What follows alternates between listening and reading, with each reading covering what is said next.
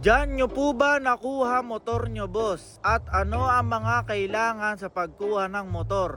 Good question to mga tol, ano? Marami din talaga ako nababasa sa comment section na nagtatanong kung paano nga ba kumuha ng motor dito sa Taiwan o kung ano-ano nga ba ang mga requirements na kailangan sa pagkuha. So for today's video ay sasagutin natin yan ng mabilisan. Unahan ko na kayo mga tol, ano? Kapag may mali akong sinabi dito ay pakorek na lang ako sa comment section. So yun mga tol, uunahin na natin sa may requirements. Common na kailangan talaga sa pagkuha ng motor dito sa Taiwan ay ang ARC. Susunod dyan yung lisensya.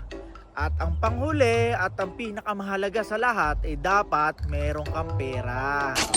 Pera na pambili o pambayad sa kukunin mong motor. Kung meron kayo nung tatlong sinabi ko sa requirements ay mag-proceed na tayo kung paano nga ba kumuha ng motor, ano? Merong tatlong way para kumuha ng motor dito sa Taiwan. Una dyan pwede ka ditong mag-cash or mag-brand new na motor, ano? Kaya alam medyo pricey siya mga tol. Pangalawa pwede ka dito mag-installment.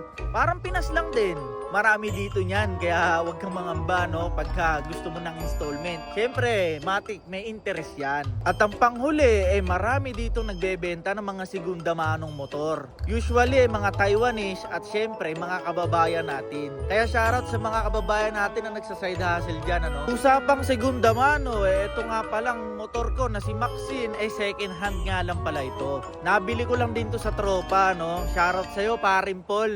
Ito nga palang motor ko dito sa Taiwan ang NMAX B1, ano. Bali mga tol, no, limited edition nga lang pala yung NMAX version 1 natin dito sa Taiwan. Kumbaga konti lang yung nilabas ng Yamaha dito sa Taiwan. At kadalasan nga puro NMAX version 2 ang meron dito, ano. Marami nga din talaga ako nababasa sa comment section kung magkano ko nga ba nabili itong si Maxine, ano. Bali mga tol, nabili ko nga pala si Maxine na nagkakahalaga ng 70,000 NT way back 2022, no.